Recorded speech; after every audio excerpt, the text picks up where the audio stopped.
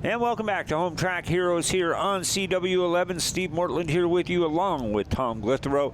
We are about 6 laps into the scheduled 64 laps for our Monroe Grocery Outlet Superstock Figure 8 main event here on a gorgeous Saturday night at Evergreen Speedway. That gentleman in the lead is the number 36 car of Mike Stelz. There's the 32 of Steve Cox. Points leader coming in. And champion from last year, and always a powerhouse behind the wheel, that red number 32. I want to do a shout out to Merlin Cook in that 21 car. Yes. That thing is a nice looking piece. It is a great looking race car. You know, and Figure 8 Nationals have been, Figure 8 racing has been at Evergreen Speedway for 60 years. You know, and Figure 8 Nationals, the oldest original big Figure 8 race, and the best in the business who've been in the Northwest have had a shot at winning Figure 8 Nationals. If you go back through the list of people who've won it, man, it's the who's who of Figure 8 racing. And right now, Mike Stelz, that car just like shut off. Yeah. And he coasted it down here to the start-finish line. Fortunately got out of the way without any damage to either his car or the other cars, because that thing was all bad because it just quit as he came off the south end. Yeah, and you got a great shot. Remember we were talking about bumpers in the first segment on tonight's show?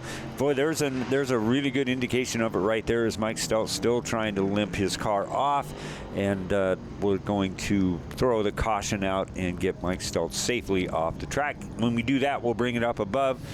We had talked about, you know, the heaviness of this race, and the fact that it was a memorial for Eric Allison. 2, it's the Figure 8 Nationals, that the car counts always come out really on big shows like this.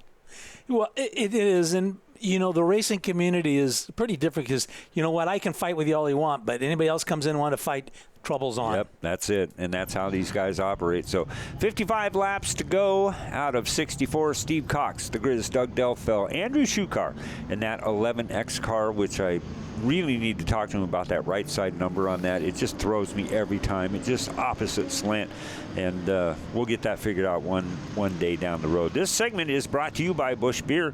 Busch Beer is the official beer of NASCAR and Evergreen Speedway. Busch Beer, the sound of refreshment, crisp and cold as a mountain stream. Keep your fridge happy by stocking it with Busch and Busch Light. You can, when you make your way out to Evergreen Speedway, go down and check out those products down in our Turn 1 Club, the official beer of Evergreen Speedway. Okay, there it is. There's that 21 car. That thing is really an outstanding looking machine. Merlin Cook, you had talked about it earlier, and as we see the, man, how many times can you get hit? Quentin Morrison is in it one more time. Holy smokes. We'll get to a couple of different shots. So there's Andrew Shukar and his number 11.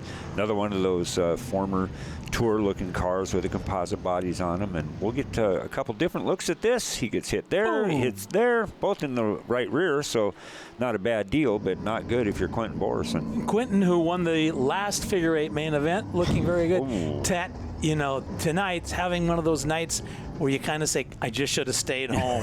It was bad in the heat race. It's been bad at the start of the main event, and of course now we're, you know, in it deep, and he's in an accident again and off to the pit area, but I'm going to guess they'll do everything they can to get that thing tuned back up, fixed back up, and back on the racetrack. Yep, they don't give up. Dave Brandenburg and Quentin Morrison, those two are a pair to draw to, I tell you. Now, you see that white product that is down on the track in the form of a number 8.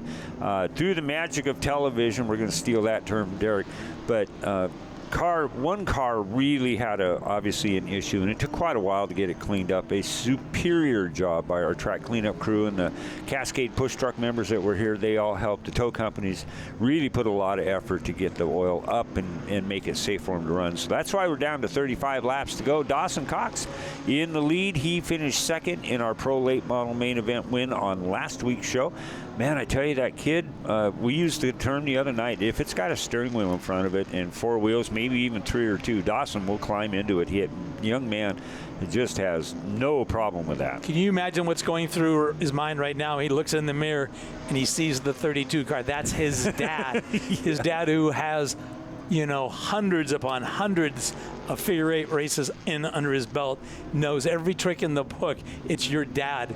And I know that Dawson would like nothing more than to beat him But Steve Cox is not going to let that happen if there's any way he can get by that 13. He probably is going to have to do it fairly cleanly. Otherwise, when he gets home, his wife will have him sleeping on the couch for taking out her son, her baby boy.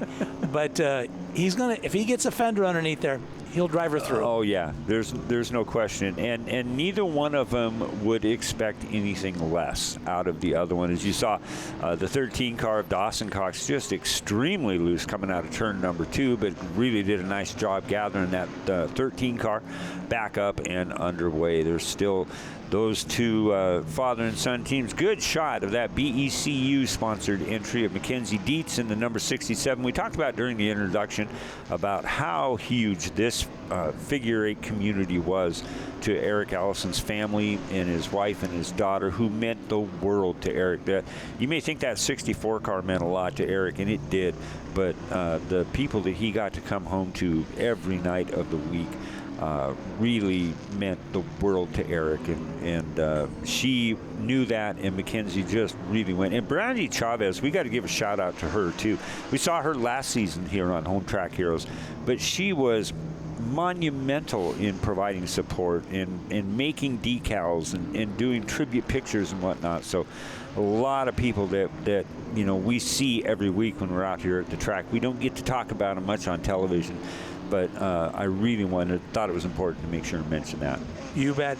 You know, another driver who's really coming alive this year, that's Andrew Shukar in that 11X car. The Be Happy carpet cleaning car. The Be Happy carpet cleaning, they have been around this speedway, you know, either sponsoring events, cars, and whatever.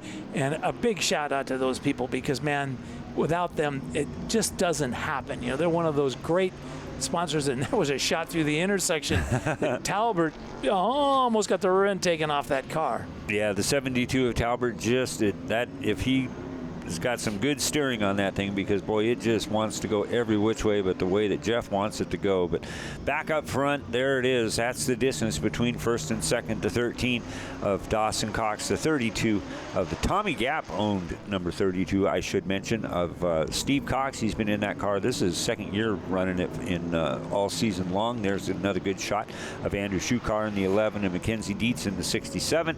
Doug Delfell in the 01. We've seen him a lot in this race. We talked about him getting motivated as he has just really put on the race of the season, I think. You look at 01. I'm sorry. You look at that 13 car of Dawson Cox. That thing looks like it's getting looser and looser every lap. You watch as he comes off. He's off that white line. The back end swinging out. That's loose. You know, versus, and now he's going to drive through the intersection. But that car seems to be getting looser and looser as it goes along, and I'm sure he's in there going, come on, white flag. Come on, I need that white flag. Because Dad's going to start running out of patience here very, very quickly. Yeah, that's going to be a familiar theme on tonight's show, is when is that white flag going to come out? Man, I'm getting tired. I'm getting wore out. And there's another shot as he's made it back out on the track. When Quentin Borison went in, he had, I believe they call that severe camber, where the front wheels were tilted in. They managed to get at least the front end straightened back out, so he has somewhat of a bit of control over the 17. But again, that's what these guys do. They will, you know, other teams will come down and help them out to get that thing back out on the track. They may be competitors, but they look out for each other, and they have each other's backs, and a lot of people were there helping Quentin and Dave get that thing going. Quentin came into the event just 23 points behind Steve Cox. With him taking that little tour to the pits, he's going to drop probably back in the 30-35 category, making that run to the championship just a little bit more difficult. All right, it's getting down to single digits. It's well halfway through. Getting looser and looser. They are both wanting to go around, doing incredible jobs keeping those things going as straight as possible. Dawson in the 13, Steve in the 32. That together they make up half of the Cox family, as they are just about ready to loop those things around. It's just amazing control, but they are not alone. You take a look at every car that's making a left-hand turn, and they are just really having to fight off that track. A lot of sunshine pounded down on that thing all day, and it makes a big difference. Well, and as they enter every corner, he was just a little wide, and Dad just barely touched that car. Moved him out just very, very slightly.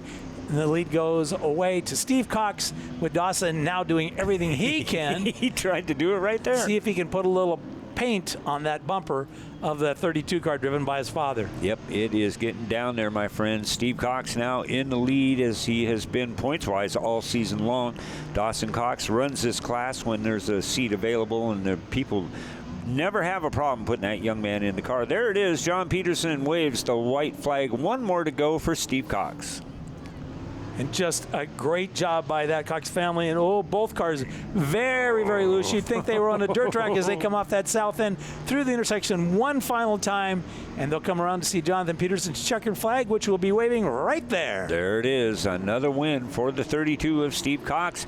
We'll take it down to our Angel of the Winds, Victor's platform here in just a few seconds. We'll get him gathered back up. Hi, John. Good to see you. Nice job. He's getting that left hand wave down there, so that's a good thing. Let's go down there. You know, I made a comment while you guys were going back and forth. Eric Allison would have been so proud of this race. Well done by all you guys. I agree. I miss that guy tremendously. That would have been some racing with him, same way, but it was with my boy, and, he got me twice this year already. He doesn't even race a figure-8 car, and he can beat me. So I thought, maybe tonight, and here we are. Yeah, you two had a good exchange when you came out of it. Real quick, can't let you go. Talk about who's helping you out this year. Well, Tommy Gap, it's his car. It's been at my house. We're doing a lot of work on it, and my son's been helping me on it, and David Riddell, and everybody tonight that's here, and the fans, and this is for you, Eric. That was a workout. You had fun out there. Oh my God, I don't think I was in control of that car for at least the last 15 laps. I was just doing everything in my power to keep my dad behind me, but I'm going to go with experience is the reason he got me. No, I had a lot of fun. That was probably the most fun I've ever had in a figure-8 car for sure. I got to thank Bruce Bueller, the car owner, Black Thunder Transport, and I really appreciate him giving me the opportunity to drive the car. And yeah, it's just a huge opportunity to be a part of this race and be able to run up front with my dad. Good to see you up here, buddy. Thank you. Thank you. This one was for Eric. Can't beat those Cox boys or the Quinton, but we can get third, I guess. And that car ran up front. It looked really impressive at the start. Yeah, we had a pretty good car. Well, we needed tires. We needed front tires so bad. The car was, I could go up on the top of the grandstands and visit with you, but I couldn't keep it on the racetrack.